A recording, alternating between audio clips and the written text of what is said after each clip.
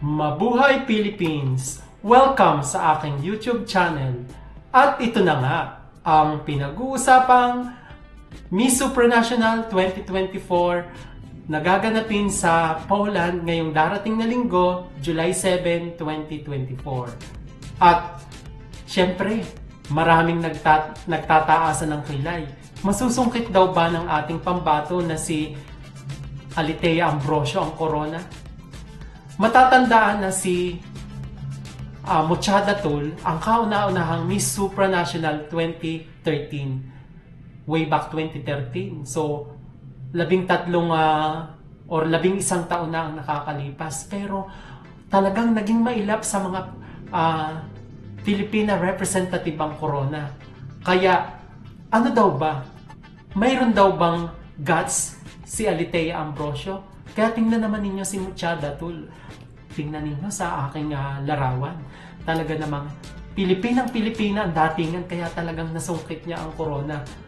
Mayroon ba talagang edge o malaki ba talaga ang pag-asa ni Alethea Ambrosio? Ating ikumpara ang kanilang mga kasuotan nung lumaban si Muchada Tul sa 2013 ni Supranational at ngayon namang 2024 si Alethea Ambrosio sa kanyang mga isipan laban na mga gown at swimsuit.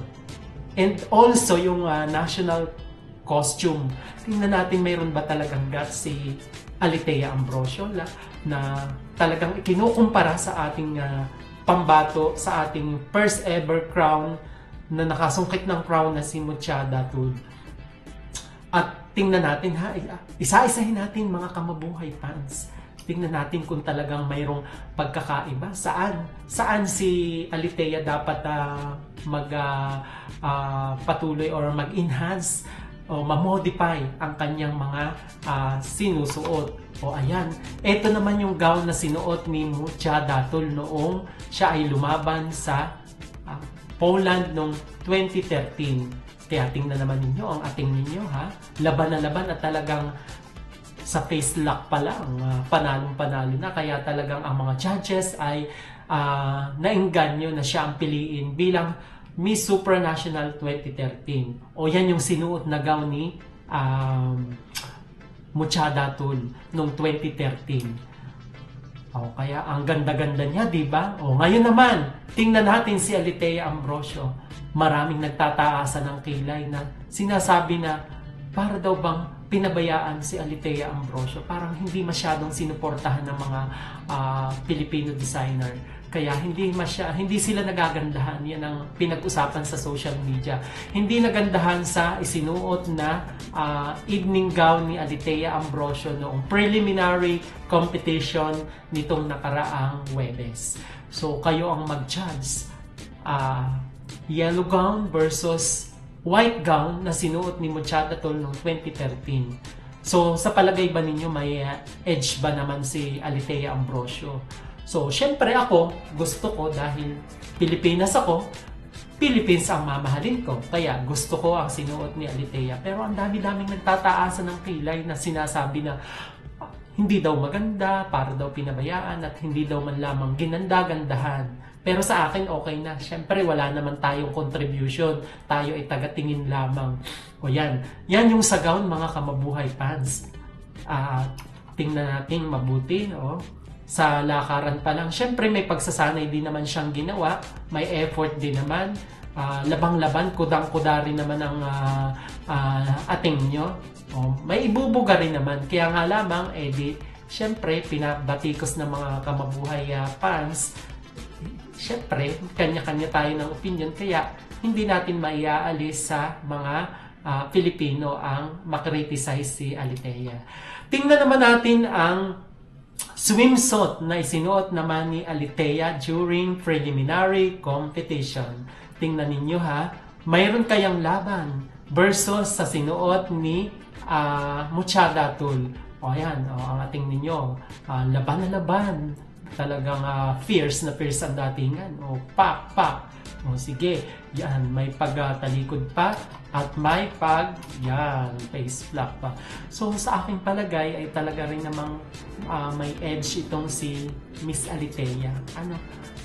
Si Miss Alitea Ambrosio, talagang kudang-kuda din naman ang ating ninyo kasi pagdating sa kudaan sa swimsuit competition, at sexy rin naman siya, kaya para sa akin pak na pak at bet na bet ang kanyang beauty sa swimsuit competition with straight hair and fierce na mukha. Kaya Alitea, pagpatuloy mo yan, talagang I think makukuha mo or mapapasama ka sa top 20 o semi-finalist ng Miss Supranational 2024 sa linggo. Okay, tingnan naman natin ang isinuot ng ating Muchacho Hana Datul nung siya'y lumaban naman sa Miss Supranational 2013.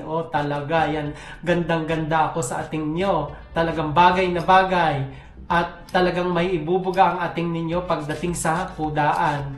Talagang may yung bagay na bagay sa kay Muchacho Hanas Datul ang kanyang swimsuit, lalo na yung may dipakit pa kasi during yun nga naman winter, pero swimsuit, kaya mayroon nakikita niyo dun parang may humuhulog na mga ulap-ulap. During that time ay winter sa Poland, kaya yung kanilang swimsuit may pake pero lalamigin rin naman. Kaya kayo na ang humusga diyan. Talagang laban na laban ang ating ninyo dun pa lang sa galawan. Talagang Miss Supra National na talaga ang datingan. Kaya bugang-buga ang ating ninyo. Talagang kudang-kuda pa at laban na laban, pero sa kabila ng laban na laban siya ay nag-enjoy naman siya, hindi siya nababagot doon sa kanyang ginagawa. Kaya talagang may laban ang ating ninyo. So next na after nung swimsuit round ay nagkaroon naman ng national costume show, at doon sinocase ang iba't ibang mga national costume ng iba't ibang bansa. At tingnan din naman natin ang galawan ng ating nyo. Si Muchacho Hanas Datul ng 2013, tingnan sa face value pa lamang, tingnan niyo ang face value. Talagang mayroon na siyang charisma, may kakaiba na talagang aakitin ang judges na talagang siya na ang piliin. Piliin nyo ako sa darating na coronation night. Kaya talagang si Muchacho Hanas Datul, tingnan ninyo dalagang Pilipina, ang dalagang Pilipina, talagang laban na laban ang ating ninyo, hindi maiiwasan yung kanyang natkos na may combination ng mga colors, pero yellow ang nakikitang doon sa kanyang costume. At syempre yung same pa rin na talagang not cause talaga ng ang walang kamatayang mayroong paganito pa sa sa balikat na costume. Yan talaga yung diyan kilalang-kilala ang mga Pilipino. At syempre ang galawan ng ating nyo, may pa-good vibes talaga, dalagang Pilipina. At tingnan naman natin ngayon ang kay Alitea. So, ang sabi, marami akong nabasa ng mga comment ng mga kamabuhay fans na doon daw sila doon nila nagustuhan ang natkos naman ni Alitea. Hindi sila masyadong na gandahan doon sa evening gown, sa preliminary gown, at hindi rin sila nagandahan doon sa swimsuit na isinuot ni Alitea dahil hindi masyadong fit sa kanya. Ay dito naman daw bumawi si Alitea sa natkos. Parang ito isang pagita. Talagang ako rin nga na-impress. Kung aking titingnan, talagang impress ako sa kanyang isinuot na natkos dahil ang sampagita ay sumisimbolo ng pagkadalagang Pilipina at saka yung pagkakagawa ng kanyang natkos. Kitang-kita naman ninyo na At ang detalye, kita doon pa lang sa detalye ng kanyang galawan, talagang naipakita na niya ang pagkadalagang Pilipina at ako rin ay impress na impress. Kung pagmamasdan mo at yung mga detalye, talagang bagay na bagay kay Alitea. Bumagay sa kanyang outfit, sa kanyang face value, yung kanyang national costume gown.